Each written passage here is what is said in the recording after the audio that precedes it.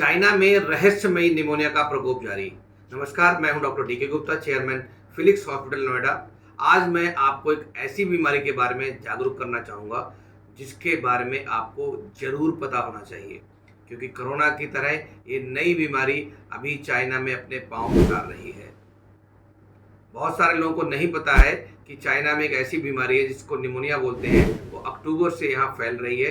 ये रहस्यमय निमोनिया का प्रकोप वहाँ बढ़ता जा रहा है। मामले की गंभीरता को देखते हुए खुद डब्ल्यूएचओ ने वहाँ पे इस स्थिति का जायजा लिया है, लेकिन अभी तक कोई अच्छी रिपोर्ट, कोई डिटेल्ड रिपोर्ट हम लोगों को नहीं मिली है, तो एक रहस्य बना हुआ है। इस बीमारी को सबसे पहले उत्तर चीन में रिपोर्ट किया गया था, जिसमें बड़ी संख्या में बच्चे भी शामिल थे।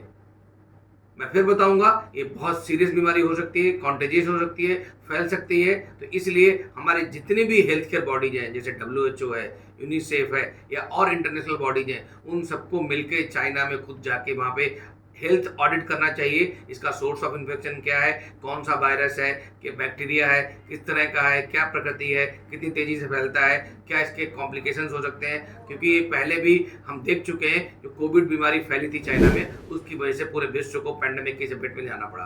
तो कहीं न कहीं इस सबको देखते हुए वैश्विक स्तर पर लोगों की चिंता बढ़ गई है और कोविड-19 का जो प्रभाव था, हम सब देख चुके हैं। प्रभावित क्षेत्रों में जो निमोनिया के लक्षण वाले मरीजों से अस्पताल भर गए हैं, मतलब अस्पतालों में इसमें बेड नहीं मिल रहे हैं। अभी इस बीमारी की पहचान नहीं हो पाई है। हम सबको जितना पता लगा है उसके बारे में बताते हैं कि इसके क्या बीमारी के लक्षण हैं। रिपोर्ट्स के मुताबिक इस बीमारी के जो लक्षण बताए गए हैं वो निमोनिया जैसे ही है, जिसमें बार बार बुखार आना, तेज से खांसी होना, चेस्ट पेन होना, सांस लेने में तकलीफ होना, कठिनाई होना, या आपका रेस्पिरेटरी रेट, सांस तेज चलना।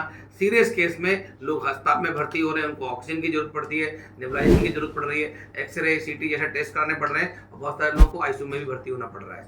इसके अलावा इस बीमारी के बढ़ते मामलों को देखते हुए डब्ल्यूएचओ ने प्रभावित क्षेत्रों में लोगों को प्रिकॉशनरी मेजर फॉलो करने की सलाह दी है। मतलब आप सबको क्या सलाह लेनी है वो वहाँ बताया गया है। इसमें अपनी स्वच्छता के बारे में बात करी गई है, हैंड हाइजीन के बारे में बात की है, रेस्पिरेटरी हाइजीन के बारे में बात करी है, खांसते छींकते समय में क्या करना चाहिए। इसके अलावा उन डेंजरस साइंस को एक्सप्लेन किया गया जिसमें डॉक्टर को संपर्क करने की सलाह दी गई है कि आपके अगर ब्रीदिंग डिफिकल्टी है, चेस्ट पेन है, या सांस तेज चल रही है, या आपको घबराहट हो रही है, आपका फीवर बहुत तेज चल रहा है, तो ऐसे में आपको डॉक्टर से संपर्क करना है। अभी तक भारतवर्ष में इस तरह का कोई भी केस रिपोर्ट नहीं हुआ है, मतलब हम इस बीमारी से बचे हुए हैं।